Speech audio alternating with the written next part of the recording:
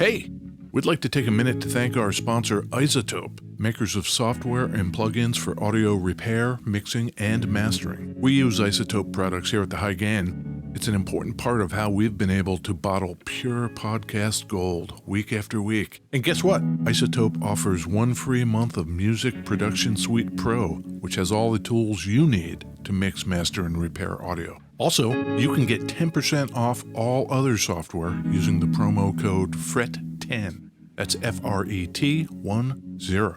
All of this is at isotope.com, IZOTOPE.com.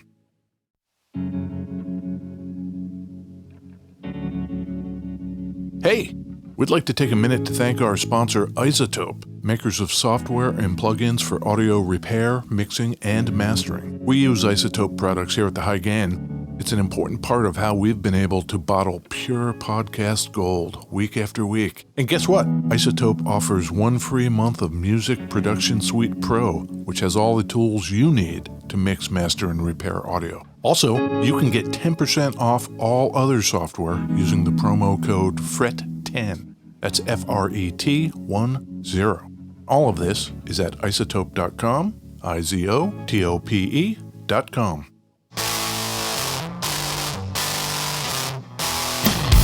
Hey, it's me, Ed Peterson. Hi, Ed. It's me, John Kiltica. What's going on, John? You know, doing stuff, taking names. Cool. How's your mustache? My mustache is still doing its thing. 2023. I think it's stash-tastic.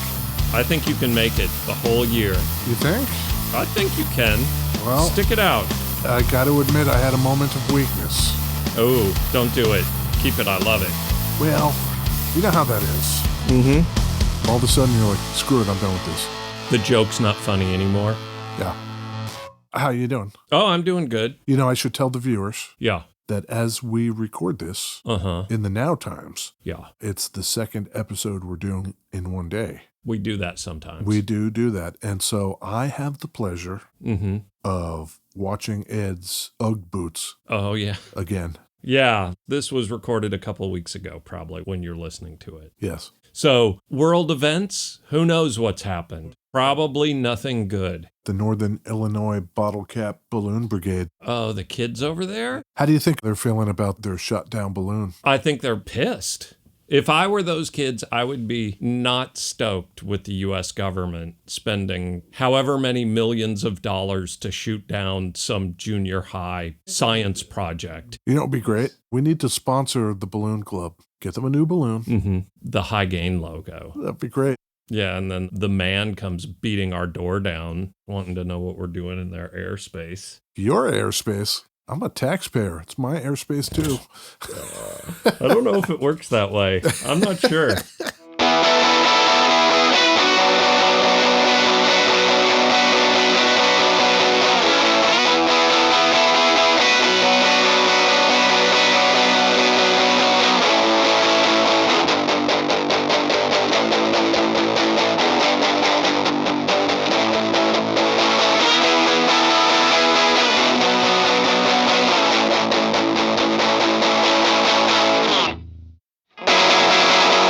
Beverages, John. Beverages, Ed.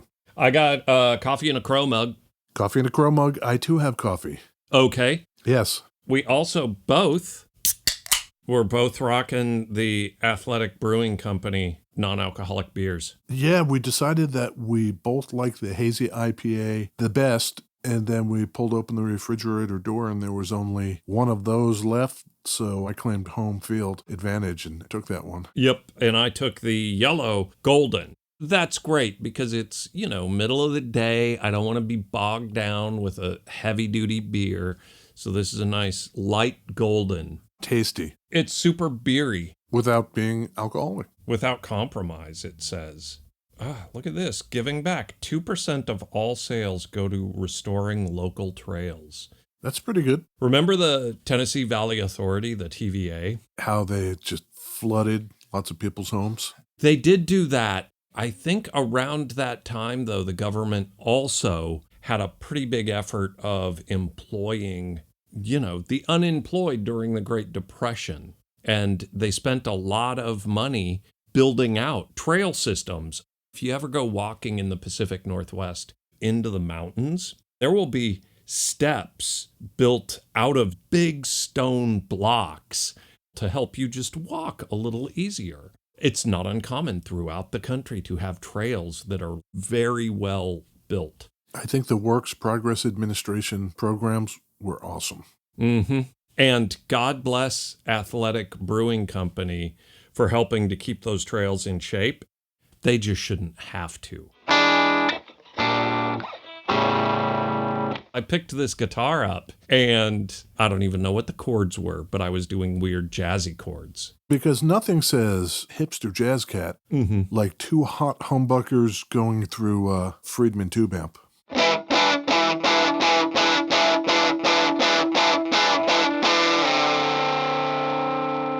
This guitar, maybe it's got proggy vibes. This, Ed, is a 1976 Ibanez 2680, more commonly known as the Bob Weir model.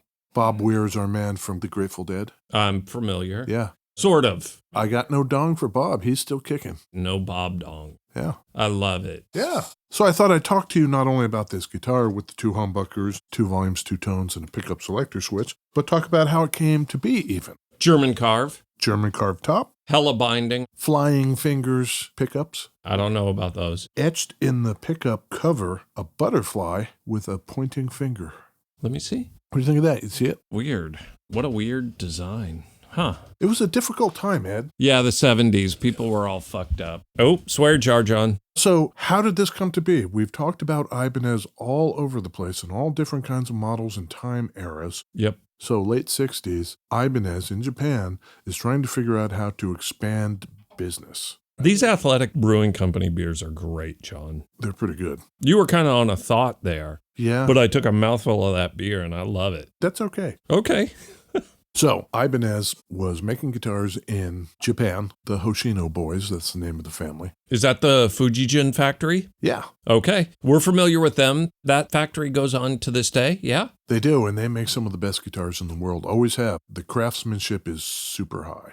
How much do we bag on the Fujijin factory? 0%. Yeah, anything coming from the Fuji boys is top notch. Into it. So that's what was happening over there. Mm-hmm. The Hoshino boys are thinking they want to crack the United States. Crack that nut. How are they going to do that? I don't know. We need somebody in the U.S. who will rep our stuff and distribute our stuff, if not flat out begin to make our stuff. They find a guy, old Harry Rosenblum. I feel like that name's come up before. Yeah, he was a guy who owned a music shop outside Philadelphia called Medley Music. Philadelphia? Yes. Eventually, he starts a manufacturing business. He wants to also build guitars, our man Harry Rosenblum. So he forms the Elger Company. Sound familiar? Yep. Bensalem, Pennsylvania, outside Philly. Is that like one word? Bensalem, yeah. Bensalem? Yes. Used to be called Cornwell's Heights, Pennsylvania. It is believed to be the town where Ben Franklin did his experiments with the kite and electricity. No kidding. Yeah. Discovered electricity. No one had even known it was a thing till Ben Franklin put a key on a kite. Yeah, over there in Cornwell's Heights. That dude liked to get naked, do weird naked stuff. Air bath. Yeah. I think he called it. I think in modern day times, I have a feeling that dude would be Me Too'd. And he'll be like, electricity? Hello, woke mob. I'm just trying to wash myself with this air. With air. These guys. Founding fathers. Exactly. The Constitution is unassailable because these people were next level thinkers. Next level thinker dude wants to get naked. Yeah. Who am I? Right. So he starts at the Elger Company, which is a portmanteau, Ed. Elger, okay. For his 2 kids, Ellen and Gerson. Elastic German. His 2 kids, the Elastic Germans. How cool would that be? The Elastic German Air Bath. New band name. Oh, man. So he was making flat top guitars. Okay. At some point, he stepped into big archtop jazz bodies. I guess it would have been 50s and 60s when he was doing all of this. For a specific reason. He got a whole bunch of big archtop jazz bodies at a fire sale. Oh. Do you remember when Epiphone wanted to move to Philadelphia, and all those cats were like, fuck that, let's go on strike. We're not going to Philadelphia. Okay. Harry Rosenblum picked up these bodies when Epiphone went out of business because Gibson bought them. Yeah, I'll buy all that. It's so weird. You built all these bodies. How many resources go into building these bodies? Gibson buys them and they're just like, fuck it. Yeah. By 1965 or so, Harry had made at Elger about 3,000 guitars. Made in air quotes because he just bought 3,000 bodies from Epiphone. Right, and finished them up. But it does make you wonder if you can find an Elger jazz box from the 50s or 60s. Mm-hmm. It's essentially an Epiphone. I wonder if it's any good and or how much it is. 1960s Elger Jazz Artist Archtop, USA made, Nitro Sunburst. Uh-huh. Yeah, so this is one of those guitars. How much? $1,500. That's not bad at all. It's got cool pickups. So by 1970, though, Yeah. Harry is importing guitars as well as the making of them. Can we please keep saying making in air quotes? Yes. He's run out of guitars that he picked up at the fire sale, Yeah. and now he's ordering them from Japan. Yeah. Got it. He's ordering from Hoshino. Yep. He wants some of that action. Who doesn't? It's only natural then that when the Hoshino boys are like, we need the foothold in the U.S., do we know anybody there? How about Harry over at Elger? We know a guy who knows nothing about building guitars. That would make them pretty well placed, and they could also fly under the radar of the big boys. We can come in here with Harry and Elger, Yeah. and we can get our infrastructure down and set this all up. Okay. So they negotiated with Harry, and that was the end of that. That's what happened. The Elger company would morph into the Hoshino company, today known as Ibanez USA.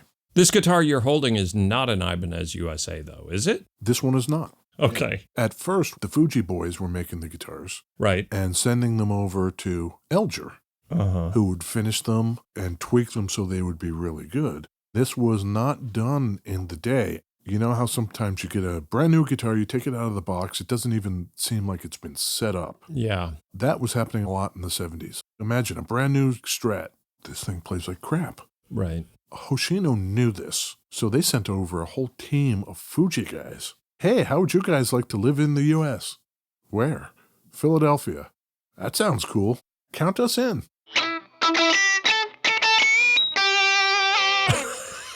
Philadelphia. Yeah. They sent a bunch of the Fuji guys over. I love where there's this whole thing that America is this top quality country making amazing guitars, and Japan is this country that does second rate guitars. That's the prevailing perception. And then the guys in Japan are like, oh God, we can't spin up a factory in the US because they're going to fuck everything up. We got to send a crew over to QA these dicks. I love it. They wanted to take a strategy of having the best quality. Love it. So they would go to stores and show these guitars to dealers. And the dealers started noticing not only was the quality high, but these guys are interested in our opinion. Right. So the Elger guys and the Japanese guys that were working there as well would go in and say, like, What do you want? what do you want? Yeah. What could make it better? What Right. would you like to see? They would write this stuff down and implement it. To this day, that is certainly not the impression anyone has of like Gibson. Maybe it's softened a little bit now, but I feel like the Henry era was like, fuck you, take it and pay us. Be glad you got it. The frets are sharp like they're not finished. I got a sharp finish for you. Yeah. Can you check with somebody in the factory on how you guys are doing this? No. How about no more guitars for you? Yeah. That feels nice and American, that attitude. So they were studying what Yeah. was wrong with these instruments to the point where they would buy those instruments and send them back to the Fuji guys in Japan. We've studied this. Now you study it. Huh.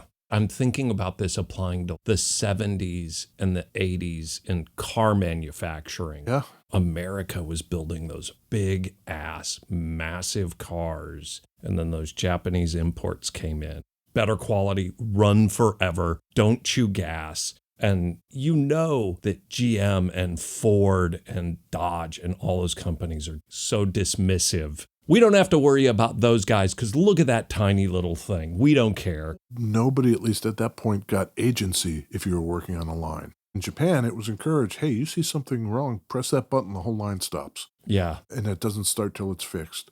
Can you imagine in Detroit? Oh my God. All right, who pushed the button? Exactly.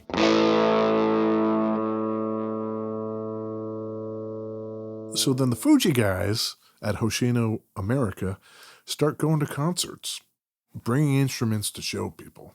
At some point, they take a double neck electric guitar that they built. Who should we bring this to? Right. Well, next week in Philadelphia, the Grateful Dead are playing. All right, let's go there. So they did. They sit down with Bob Weir, and they start talking to him, and Bob Weir loves them. And they realize that Bob Weir has a completely open mind. He has no preconceived notions about what a guitar should or should not be.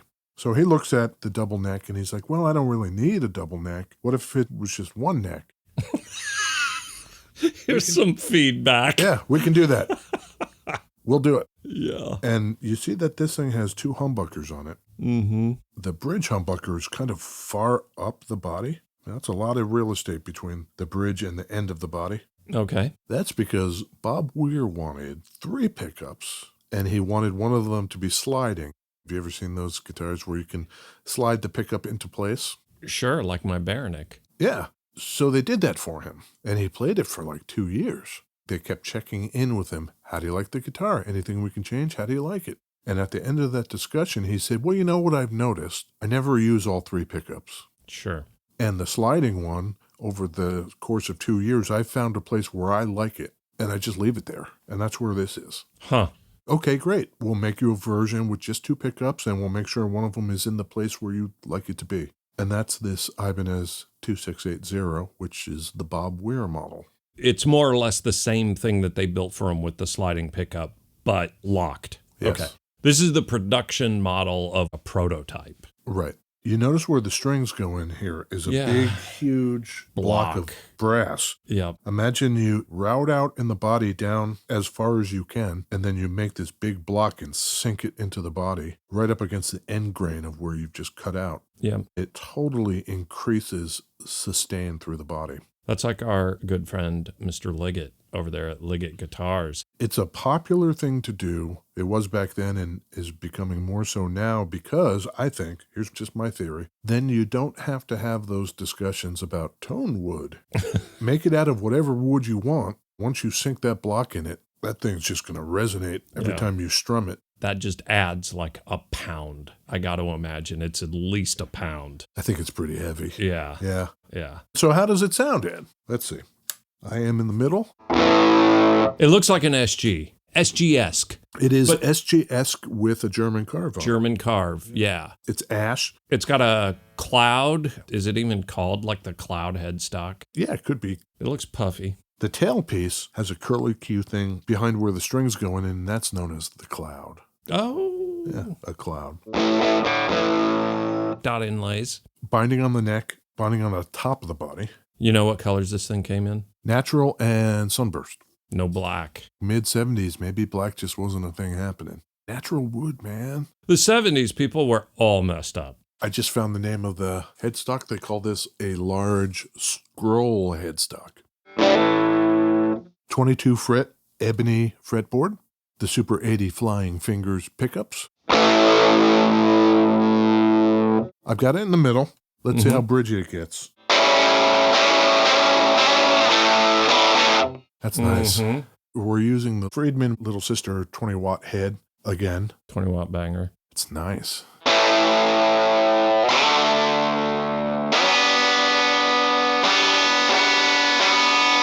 So that's bridgy. Yeah. Let's go Necky. necky. Oof. And then back to the middle. I tend to prefer it with more treble. For sure. Maybe the pickups are kind of dark. They're pretty humbuckery sounding to me.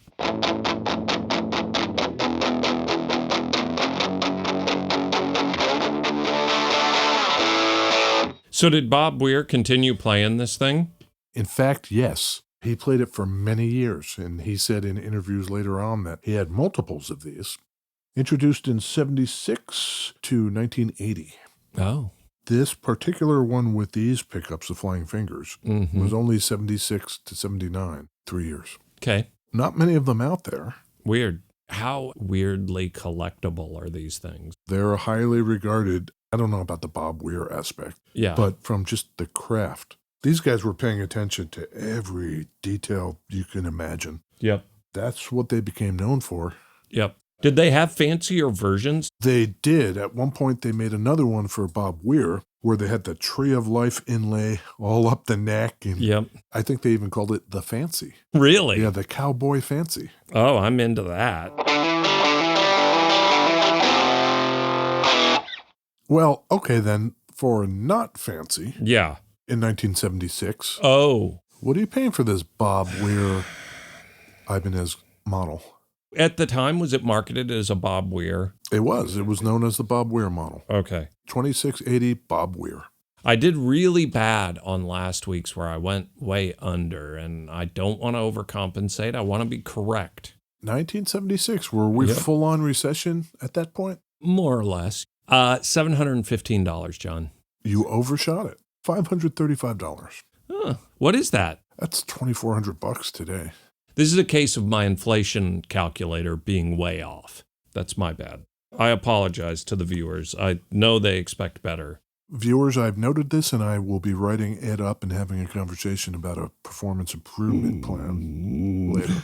Yes. Yes. That is the story of how Ibanez got into the U.S. market. Right. They've been here ever since. Yep. And it all started with, among other things, the Bob Weir model. You gotta try it. Try and decide. Is it hello or goodbye? Buy or deny? Natural finish. Yeah. It's got a German carve. Okay. Flying Fingers pickups. Mm-hmm. And a cloud bridge. Everyone loves that. Yeah. The Ibanez 2680 Bob Weir Ed. Yep. Buy or deny. John, Yes? can you go first? Can I go first? Yeah. I just want to hear, like, your thoughts. Deny. Really? Yeah. Okay. Only because two humbuckers, I kind of have that. Yep. But I guess if we're being objective for the sake of the viewers, Sure. buy it. Sure. I still have not found the clever way to synthesize what I personally would do versus what I want to impart to a listener. Well, I think when I look at it, you made a really good decision with the S100 because the Guild, it's an SG, but it's not an SG. Yeah. This is like that. I've got an Explorer. I've also got, a couple variants of two humbuckers, but I don't have an SG shape. And I think this is a very cool example where I would play this not exactly for the irony sake, but for the, that's cool, what is that sake. And also, if you had this, you get that kind of rippy humbucker sound without needing, ever again, really, a Les Paul. But I also like SGs. And this is kind of that. I'm a pretty big buy on it just because it's weird. I dig a lot about this guitar. And it's in that weird spot. It's cheap enough where it's not the super collectible. That's another thing to keep in mind if a person is like, well, I want to get the most for my money. Yeah. Hey, John. Yeah. How'd we do this week? I think we did pretty good, Ed. I think you did great. Really? Yeah. Okay, I'm going to take pictures of this like we do. Yeah. I'm going to put them on the Instagram, Okay. put them on the website, and you know who's going to like that when they see it. Joe and the boys over there at Ruinous, the Ruinous Media Network of music-related podcasts. That is exactly who that is. Oh, my God. Yeah. We love being a part of that. Yeah. Those guys are great. Yeah, they're going to be so excited when they get this episode. I wonder if they get complaint mail on our behalf. I hope they have an intern just over there, like just doing nothing but going through, like, what's with these two? Hey, Joe, there's another one. All right, Ed. Good job, John. Oh, you too. Okay, bye. Okay, bye.